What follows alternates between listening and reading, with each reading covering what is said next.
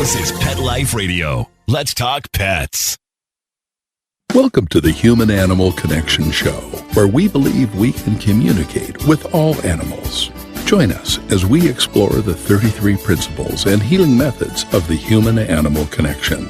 As animal lovers, we know that you share our commitment to making the world a kinder place for all creatures. Together, let's embrace the transformative healing power of the human-animal connection. Welcome, everyone, to the Human-Animal Connection. I'm so glad you're with us because I have Deborah Jones, and she's a PhD, a retired psychology professor who now trains animals full-time.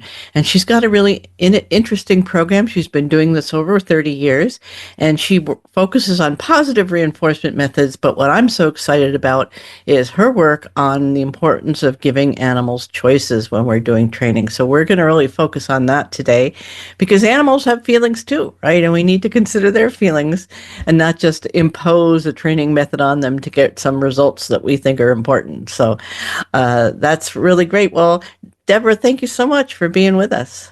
Oh, thank you so much for inviting me. I'm very excited. If there's one thing I can talk about endlessly, it's about dogs. Oh, good. And dog training. Yeah. That's one thing that never gets old. As you said, I've been doing it for 30 some years, and every day it feels like I learn something new. So it's one of those things, it's like an area to me where you can never know enough. Right. So it keeps it interesting. And I think that you heard about me through a blog post that I wrote about animals having feelings. So certainly that must have resonated with you. Yes. That we're on the same wavelength a little bit when we talk about that. And one of the things that I see in the course of my career is that things are changing, and people are going from, in the beginning when I was first training, seriously training, formally training, probably in the early 90s. It was all about to get the dog to do the thing. Right. If I could get the dog to sit or come or stay or heel, then I was a successful dog trainer. And just at that time, there started to be this little rift where there was a small subgroup of people who were like, but I don't like the way that you have to do it. Get the things to happen, but it's not comfortable for me because it doesn't seem like my dog is having a very good time with it. Yes. So that to me was like the beginning of everything that came after with the more positive reinforcement movement. But even then, a lot of the times it was still focused on the mechanics of training, not on the relationship or the interaction that you're having with the dog. Yes. And so that to me became something that I started to notice and focus on and realize a lot of times there was something missing. And the missing thing wasn't that the dog needed more training in their skills and behaviors. The missing thing kind of came down to this relationship. Yes. And the dog maybe didn't really want to be there and didn't really want to do the things they were doing, but they weren't given any options.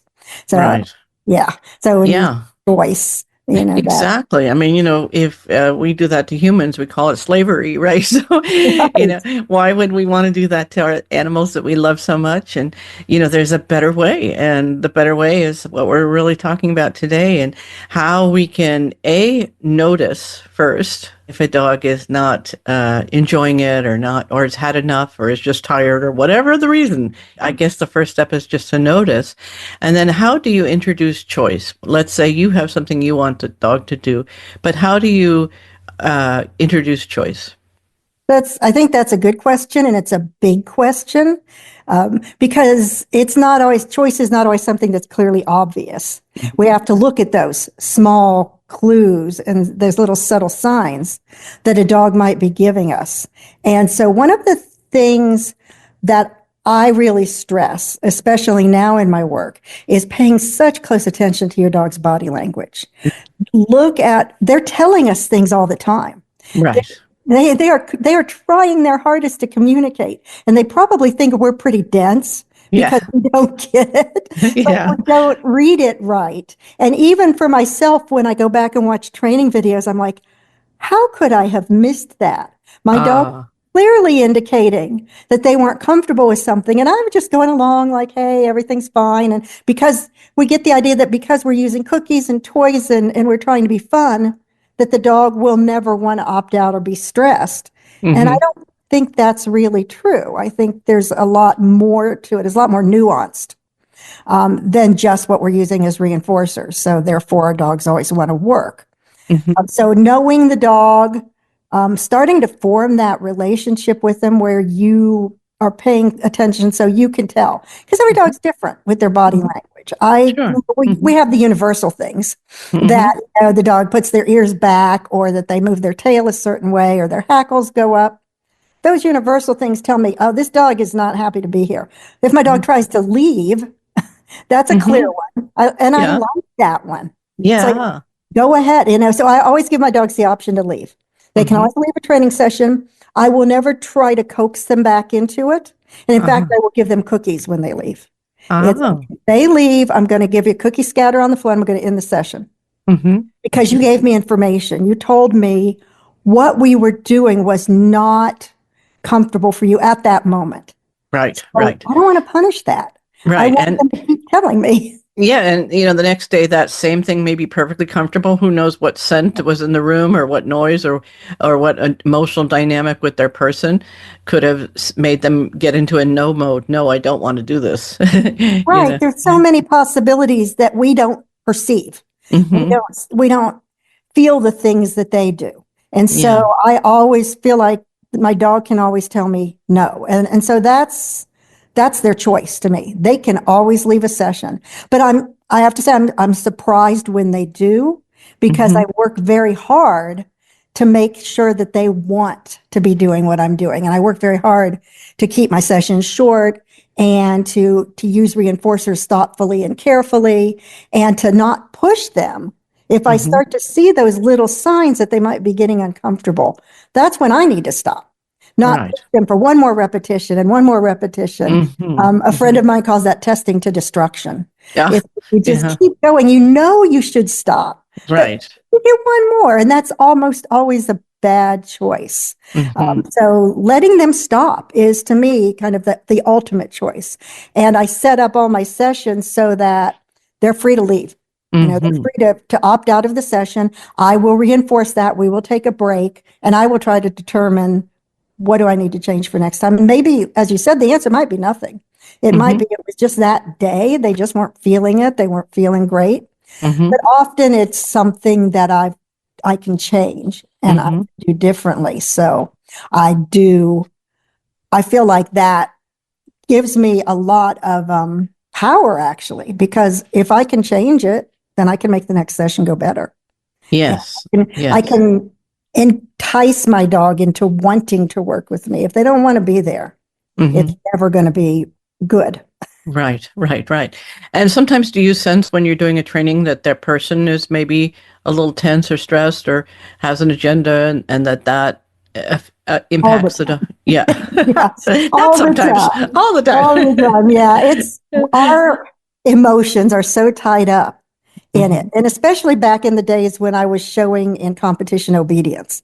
That's like the most stressful thing in the world to do. I don't even know why I put myself through it. Other than that, at that point in time, that was, if you wanted to show a dog, that was it.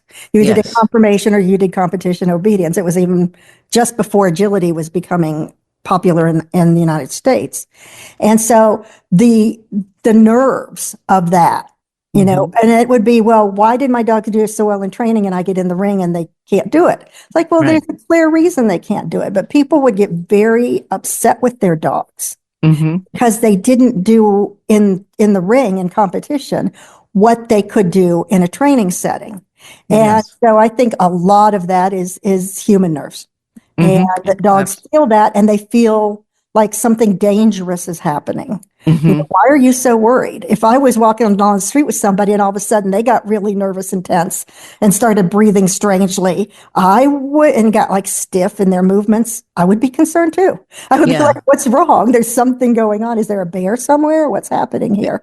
Exactly. So I Exactly. think our dogs pick up on that so much. Yeah. Well, we have a therapy dog program called Canines Teach Compassion, where we take the therapy dogs into the high schools, and we have to teach the kids to watch those signals, because Mhm. sometimes the dog wants to snuggle and cuddle, and sometimes the dog doesn't want to snuggle and cuddle. Yeah. So Yeah. what are some of the things that you would advise, let's say, our high school students to be more attending to in body language or behavior? Yeah, I think people have this idea that somehow all dogs will react in the same way and that all Hmm. dogs like them. Right. Maybe Right. maybe they do, maybe they don't. And again, on any given day, maybe they're just not wanting that sort of interaction. But I Hmm. say, stop. Don't Yeah. like go into an animal space Right. until you've observed them first. Hmm. Hmm. Stop, take a look at the animal, invite them into your space instead of like pushing to get closer to them. We're very handsy as Hmm. humans. We Yes. are all about putting our hands on things all the time. And Yeah. dogs are one of those we really want to touch. Yeah. We really want to get up close. We want to touch them. We want to hug them. And for some dogs, that's great. But for other dogs, that is not so good. So, Yes. the stiffening, I think just the stiffness of a dog as opposed to the looseness of their Hmm. muscles. But being Hmm. able to see that, that's a minute thing. And Yes. if you Yes. don't know that dog, you don't know what's normal for them. Hmm. So I think there's a lot of, there should be by the handlers, a lot of gatekeeping of, maybe explain Right. this, oh, he's turning his head away. That means he's not real comfortable right now. So Hmm. why don't you sit on the floor over here and then we'll walk by or whatever the case might be. So I think a lot of our job as trainers is to protect our Yeah. dog's emotional Hmm. responses and to explain to other people that that's what it is. And that doesn't mean the dog doesn't like them because people get their feelings hurt. Yeah. They feel like Exactly. if a Yeah. dog, we're used to golden retrievers who want to be Yeah. Yeah. everybody's face and love you all the time, and they're so happy. And then we come up on dogs that are not like that. Right. And then Right. that makes people uncomfortable because they feel like all dogs should be the happy, friendly dog, mythical dog that they Yes. have in their mind somewhere. So Right. just Exactly. explaining that this is normal for Yeah. dogs. Yeah. And to Yeah. understand that, if they turn their head away, if they put their ears back, if they put their tail down, if they get stiff, those kinds of things tell us that the dog is not really comfortable. So let's back off and let the dog make the overtures instead of us doing it. I think that in itself. And I've always done that with animals, mostly for safety purposes. If you're working Hmm. with exotic animals or non-domestic animals, Yeah. you Hmm. don't go in at them like you do a dog. Right. You get away Exactly. with it. You can do it, but it would be Right. stupid because you want Yes. to watch to see how they're comfortable as you close distance. Yeah. Exactly. Yeah. We had, one of our therapy dogs is a very cute King Charles Spaniel, just cute as can be, Yeah. and normally wants to engage. And his person recognized, he came in yesterday and he had come from just being with two toddlers having, That's and exhausting. yeah, and the dog was didn't want to interact, just like hung by him under his chair. And it was a great teaching example because normally we've seen this dog want to engage and want to play, and that he was just had enough with the two toddlers. And I could see that. You yeah, need a nap now. It's like yeah, exactly. we push too much Mhm. onto them. You're going to get reactions you don't want. So we have to watch their stress levels. And that's something I always thought when I did a little bit of therapy dog work way back when, was that we're putting a lot on the dogs here. Mhm. Mhm. We're expecting a lot, and only certain kinds of dogs, only certain dogs are Yes, really good at it and absolutely. can consistently do it. Hmm. So even though we might want to as a human, it's like, does the dog really want to? Is this Right. something they come out of feeling better than when they went in? And for Hmm. some dogs, the answer is yes. And then it's like, oh yeah, do it. Yeah. Yeah. But Yeah. if it's not, Yeah, we had one greyhound, older greyhound, rescue greyhound, and she was amazing for 20 minutes. I mean, she would just look at you and you would melt and she would stare into your eyes with this love. 20 minutes later, she was done, and I just said to her handler, "That's okay. 20 minutes and you go home." hey, exactly. Well, I Yeah. have a social time limit too. Yeah. Like Yeah, I can only exactly. be at a party for so long and then I have to leave. So Uh-huh. we Uh-huh. should understand that is also true of many other animals, that we have to kind of respect their some of them are more sociable, some of them are more introverted, Mm-hmm. and yes, you can work on it. You can work on socializing them, but you can't change their basic nature. Right. We have to just respect it. And we shouldn't push them into situations where that discomfort is going to happen over and over again. Mm-hmm. That sometimes we make a choice, not based on what we want, but based on what's best for that animal. Right. And that might not, like I said, that might not be at all the choice that we want to make. I have my youngest dog now is an Australian Collie named Mm-hmm. Wizard. Mm-hmm. And Wizard is not as comfortable in public as I would like him to be. Mm-hmm. I would like him, he likes people. Mm-hmm. He's not at all crazy about other dogs.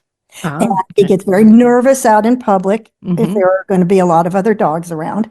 And so I'm like, how much does he really need to be in these situations? Mm-hmm. How can I meet his needs and keep him comfortable? And I've determined he's a dog who likes predictability and structure much more than he likes adventure and spontaneity. So I have had to change what I wanted to do with him and what I thought our relationship would be so that he would be more comfortable on a day-to-day basis. So it's not always, like I said, I want him to go out in the world with me and I want him to go hiking. I want him to do a lot of things.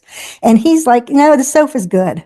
And my house with the dogs I know and people, that's good. Don't ask any more of me. So sometimes we just have to accept that. Right, exactly. Now it's only, 10 or 15% of dogs that I meet that are really destined to be therapy dogs that really thrive in that environment. But even with those dogs, they, 45 minutes to an hour once or twice a week. That's about it,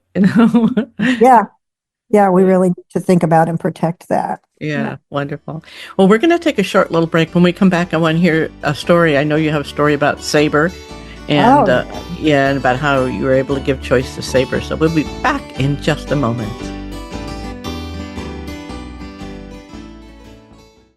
Take a bite out of your competition. Advertise your business with an ad in Pet Life Radio podcasts and radio shows. There is no other pet-related media that is as large and reaches more pet parents and pet lovers than Pet Life Radio. With over 7 million monthly listeners, Pet Life Radio podcasts are available on all major podcast platforms. And our live radio stream goes out to over 250 million subscribers on iHeartRadio, Odyssey, TuneIn, and other streaming apps. For more information on how you can advertise on the #1 pet podcast and radio network, visit PetLifeRadio.com/advertise today.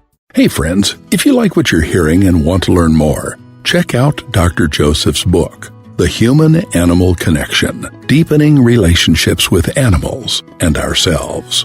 Or visit the website, thehumananimalconnection.org, to book an online consultation. Thank you for loving animals. Now back to the show. Let's Talk Pets on PetLifeRadio.com.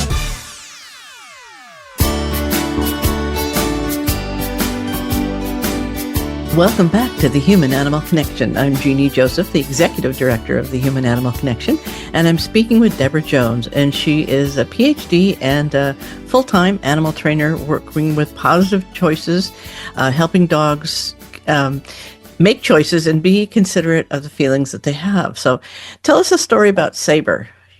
Okay, yeah, the Saber story, that's sort of a pivotal moment in my career as a trainer. I mentioned earlier about, there only being competition obedience if you wanted to train and show a dog. And then agility came along and agility got big. And so I got involved with that and really, really enjoyed doing agility. Somebody contacted me about doing some private lessons because she was having trouble with her Sheltie named Saber in agility. And the problem was Saber would not do the dog walk. He would balk, stop, okay? And he loved doing agility. It was clear he really enjoyed everything but the dog walk. And so every time they'd get to that point, there was all this pressure that was building up. She was worried because she didn't think he was going to do it. And like 1 out of every 10 times, he'd just do it. But then a lot of times he wouldn't. And then they would have this kind of disconnect in the ring, and they wouldn't be able to get their teamwork back. Yeah. And so as an outside observer, I was able to to kind of think through this a little bit, because when it's you, it's very emotional. And it's like, why doesn't my dog want to work with me? But when you're an outside observer, you can be a little more objective.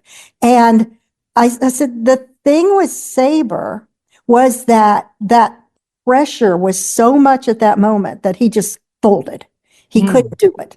And he seemed to really want to do it, because he'd have like these false tries where he'd almost start and then he'd stop and then he'd second guess himself, and he was clearly losing confidence very, very quickly. And so my suggestion, and she did take it, was don't do the dog walk. Run past it with him. Don't ask him to do it.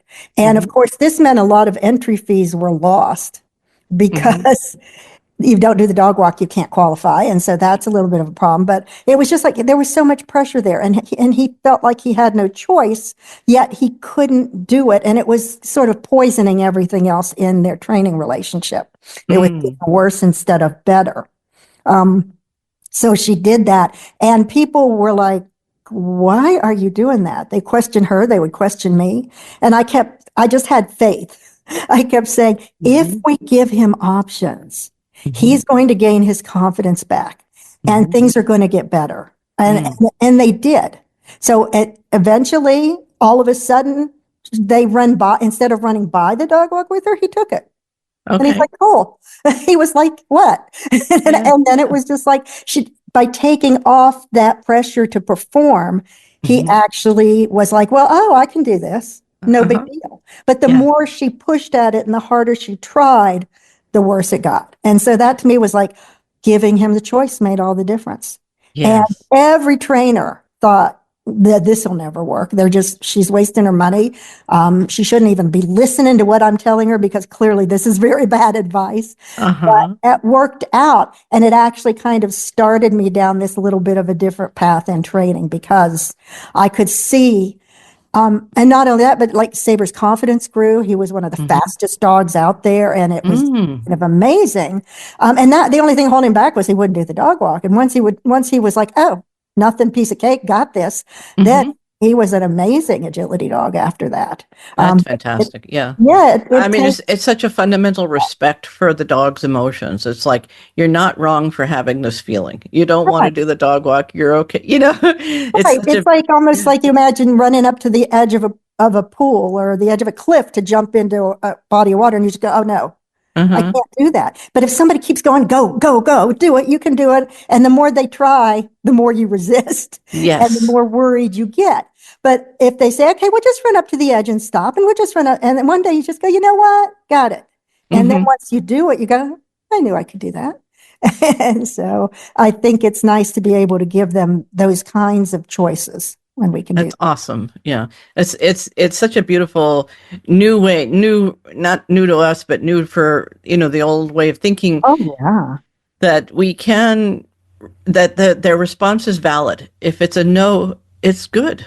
You know what I mean? A no is as good as a yes. Is the information. I always say it's information, and it tells us that we need to change something we're doing. So I want my dog to tell me where we're having problems or where they're having problems, because if they don't tell me, how do I know? Right. But this was, from a lot of old school thinking that once I tell that dog to do something, they darn well better do it. And there's no question about that. And that was not going to work with Saber.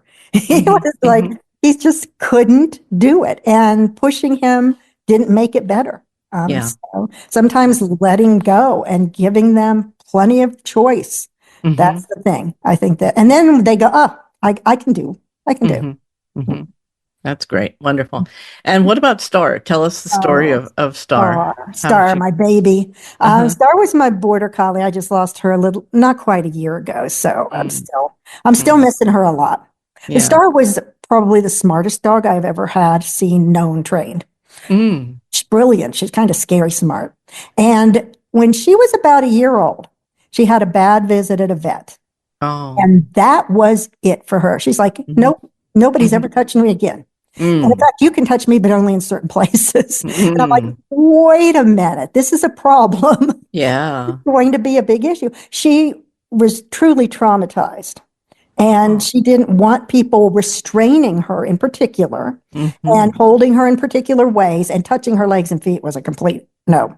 I'm like, but I've never had this problem. And we never thought about the problem of a dog that won't let you handle them a whole lot, because I just did. And my dogs all sort of just went along with it. They might not have liked it, but they did it. And Star was like, no, this is not happening. And I could see that pushing her was making her defensive and was going to make her reactive. And she would bite just because she was so stressed about everything. So I had to go way, way, way back, like to ground zero with her, and decide, how am I going to get around this? Because I can't just not do it. We can't not do physical care for her when she needs it. She needs vet visits. She needs grooming. And she wasn't really cooperating with anything when we got started here. So I had to go back and start to develop some ideas about how to change how she felt about it. And I knew that going for classical conditioning, you're changing the emotional response, was what I needed to do.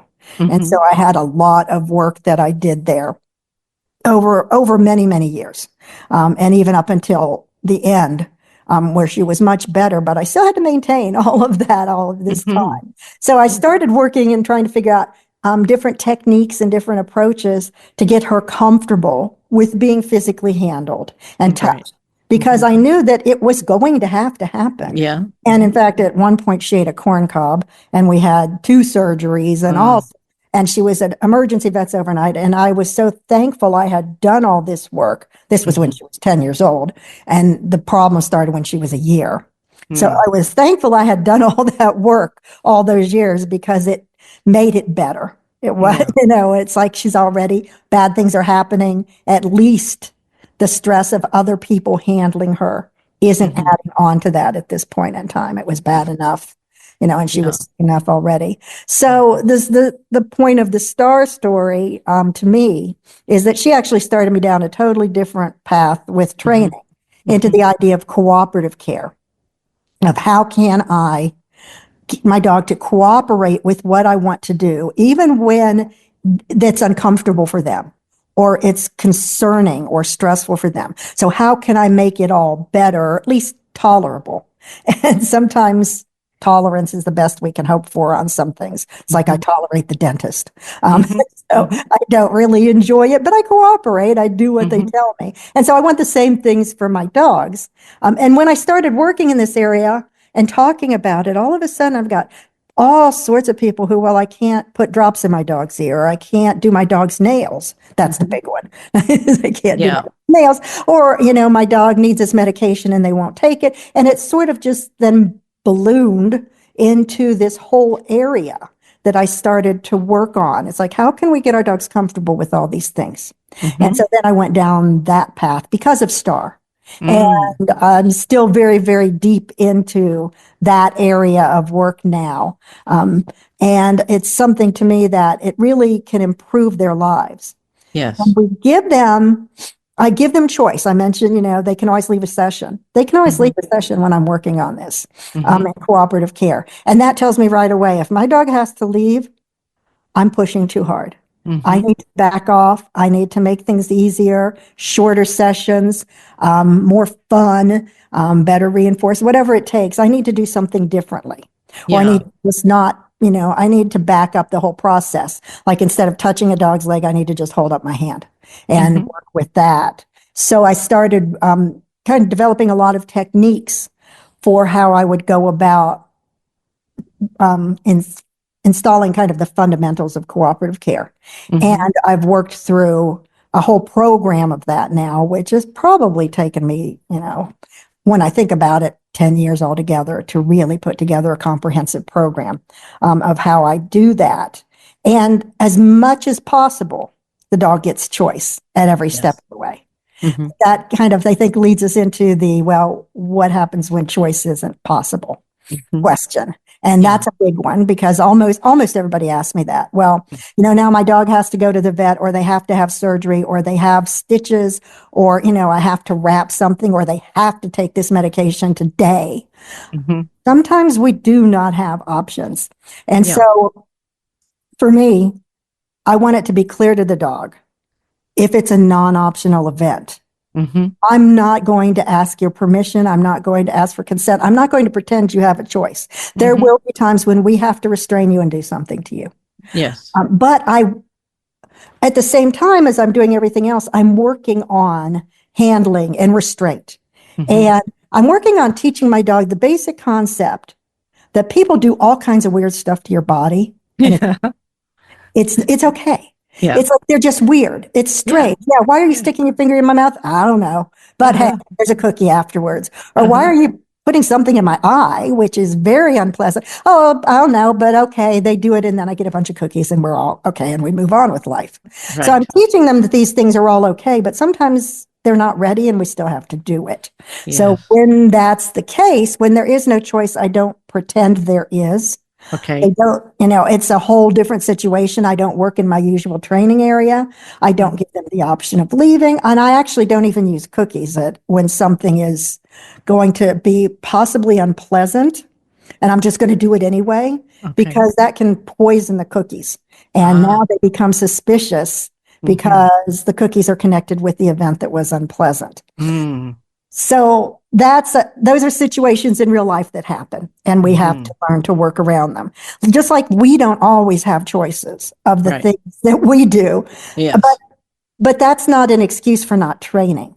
Yes. When you do have, when you're away from that situation and you have other options, you can't always say, well, I had to do it because there was no choice. If you say that repeatedly, I'm going to say, well, you're just not even working on it, because if you were, then these things would become more voluntary and consensual, and your dog would be, okay, I'm used to this. I know what to do here.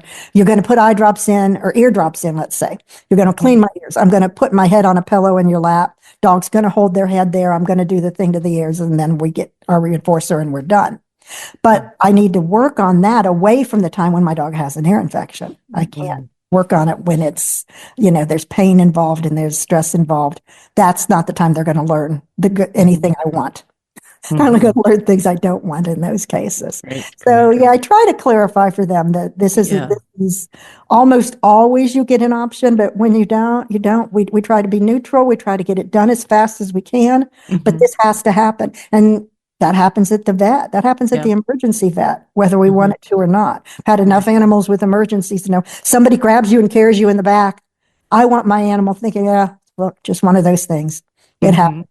I don't want them thinking, well, I get a choice here and you can't do this to me. So let's help make them tolerant. Let's help make them pliant about these things. Great. Wonderful. Well, this is great work you're doing. How can people get in touch with you? How can they find out more about your work? The best way would be through my website. It's K9, the letter K, the number 9, infocus, infocus.com. So K9infocus.com. I write blog posts regularly. So if you look on my website, which I'm just getting redone, so it's all getting shiny and pretty. But if you look there will be a place where you will see blog, and you can look at the blog posts and subscribe to it, the email list, and then whenever I'm doing anything, I usually talk about it there. I do lots of online classes, webinars, workshops. I'm in the middle of developing a cooperative care trainer certificate program. Oh, so lovely. Hopefully that's going to be up maybe this summer. That's going to actually be done. That's a big project. Sure. But it's a fun one too. So I'm always working on something. I'm since I retired from academics, it's like I work more now. Right. Right. But it's all stuff I enjoy. Who doesn't love to work on dog stuff? So that's wonderful. Yeah. Well, thank you for helping people to find how to give more choice into the lives of the animals who share their lives with us. Thank you, Deb. Thank you so much for having me. I've enjoyed it. Good. We'll talk to you soon. Well, thank you so much for being a part of the Human Animal Connection podcast. We'll see you in the next episode. Bye for now.